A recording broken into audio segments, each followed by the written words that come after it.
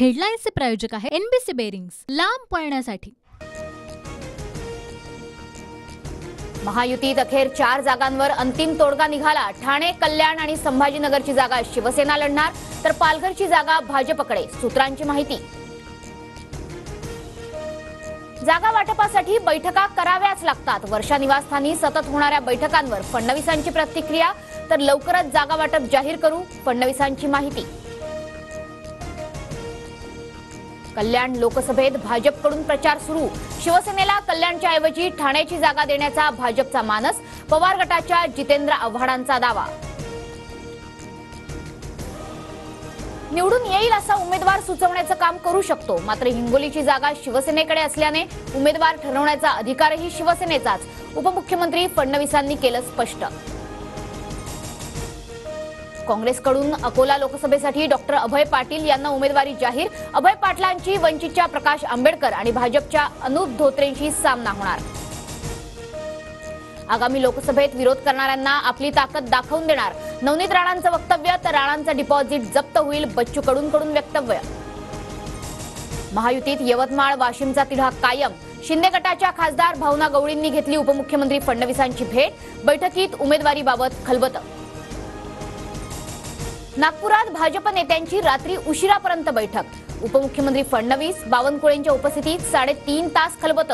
विदर्भातील 6 मतदारसंघांच्या नियोजनाबाबत चर्चा झाल्याची माहिती। भाजपचे महाराष्ट्र प्रभारी दिनेश शर्मा आज राज ठाकरेंची भेट घेणार। 20 मे पर्यंत दिनेश शर्मा महाराष्ट्राच्या दौऱ्यावर। मुंबई उत्तर पश्चिम लोकसभेसाठी शिंदे गटाकडून आमदार रवींद्र वायकरांच्या नावाची चाचपणी। रवींद्र वायकरांची मुख्यमंत्री शिंदेंसोबत उमेदवारीबाबत चर्चा झाल्याची माहिती। शरद पवार गटाचे वर्ध्याचे उमेदवार अमर काळे आज उमेदवारी अर्ज भरणार। शरद पवार, अनिल देशमुखांसह इतर नेतेही उपस्थित राहणार।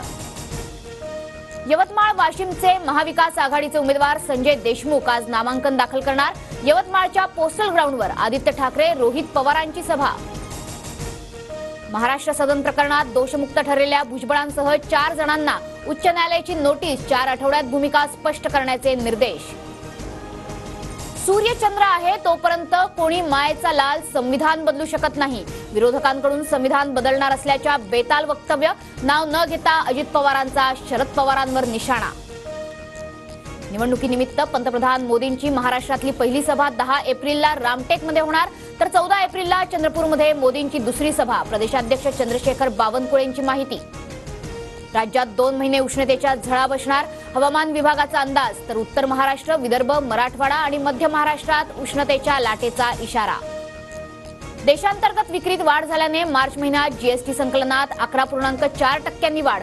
मार्च महिन्यात जीएसटीतून 1.78 लाख कोटींचा कर। संपूर्ण आर्थिक वर्षात सरकारची 20.18 लाख कोटींची कमाई। पिंपरी चिंचवड महापालिकेला पाणीपट्टीतून 78 कोटींचा कर, तर पाणीपट्टी थकवणाऱ्या 300हून अधिक मालमत्ताधारकांवर पालिकेची कारवाई। सोन्याची दौड 70,000च्या दिशेनं। एकाच दिवसात सोन्याच्या दरात 900 रुपयांची वाढ। सध्या सोनं प्रतितोळा 69,400 रुपयांवर। राज्याच्या दुष्काळी भागातील 10वी-12वीच्या विद्यार्थ्यांना परीक्षा फी परत मिळणार। राज्यातील एकूण 6,13,122 विद्यार्थ्यांना शुल्क माफीचा फायदा होणार।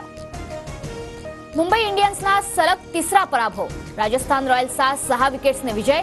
रियान परागची सलग 2ऱ्या सामन्यात अर्धशतकी खेळी।